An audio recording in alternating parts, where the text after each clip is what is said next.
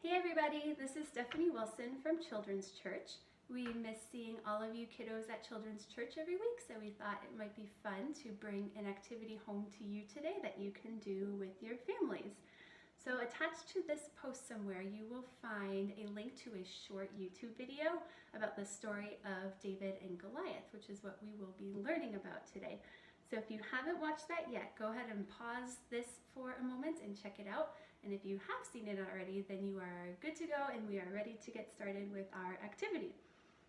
So in the story of David and Goliath, we saw that David, who was a shepherd who had no armor and only 5 stones, he was able to defeat a massive Goliath. He stood almost 10 feet tall, he had bronze armor, he had a helmet, he had all sorts of weapons. And all of the Israelites and even King Saul were afraid to face Goliath, but David wasn't. Why not? Because for David, it wasn't so much Goliath's size that mattered, but it was God's glory, God's greatness, and his honor. David remembered how God had helped him to defeat lions and bears as a shepherd in the past, and he trusted in God and believed that Goliath would be just like all of the other animals that he had faced before. So David said in 1 Samuel 17:37, "The Lord who rescued me from the paw of the lion and the paw of the bear will rescue me from the hand of this Philistine." So because David trusted in God's power, David believed he would be victorious because the victory would be the Lord's and not his own. 1 Samuel 17:47 says, "All those gathered here will know that it is not by sword or spear that the Lord saves, for the battle is the Lord's." And the good news is the same is true for us today. God is the one who fights for those who trust in him. So when we put our trust in God, we can be sure that he will always protect us. So here is an activity that you can try at home with your family today to remind you of the story of David and Goliath, and also to help you remember that when you face something that's big and scary, that the battle is the Lord's, and that when you put your trust in him and rely on him with your strength, he will be with you just as he was for David. So here's what you will need.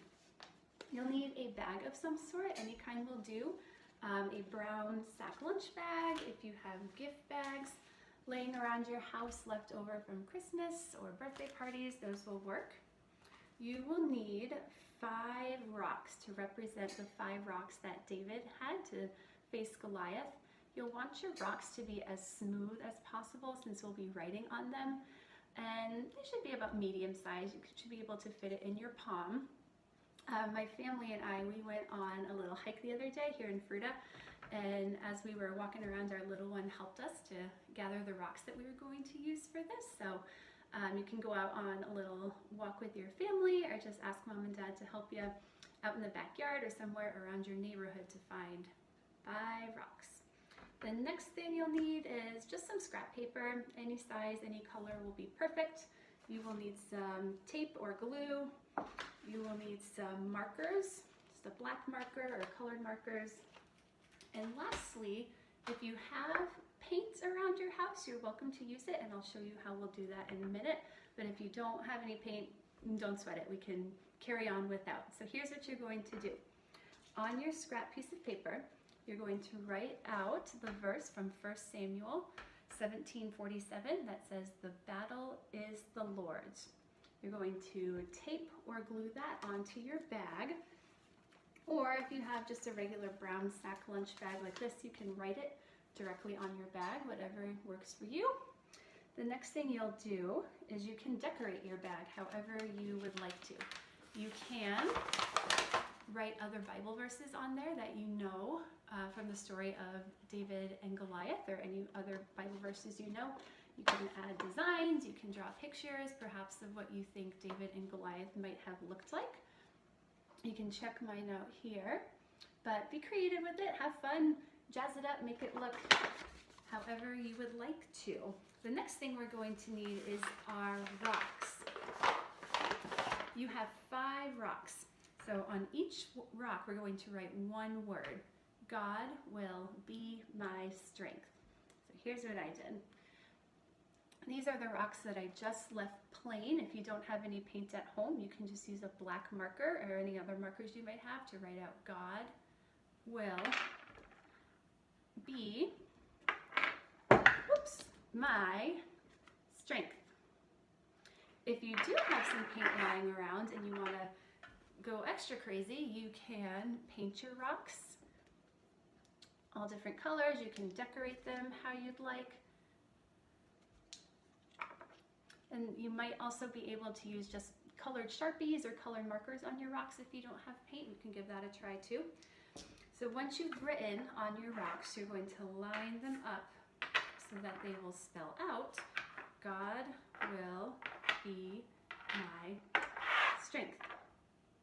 Parents, for those of you with little ones who might not quite be reading yet, you can write that sentence out for them on a little sentence strip. God will be my strength. And then they can take the rocks and match them up to the words to build that sentence. So when you are all done, you've painted, you've decorated your rocks, you're going to put them in your bag. You can keep your bag with you. You can put it in a special spot somewhere in your house. But if you ever find yourself in a position like David was in, if you're facing something that seems really scary, really big, or if you just feel like maybe it's something that's too much for you to handle, go find your bag and let that be a reminder to you to put your trust in God and to know that He will protect you and be your strength just as He was for David. So we thank you for watching. We hope you enjoy and have some fun doing this activity with your family. And we miss seeing all of our kids at Children's Church, and we can't wait to see you back at church again really soon. Bye!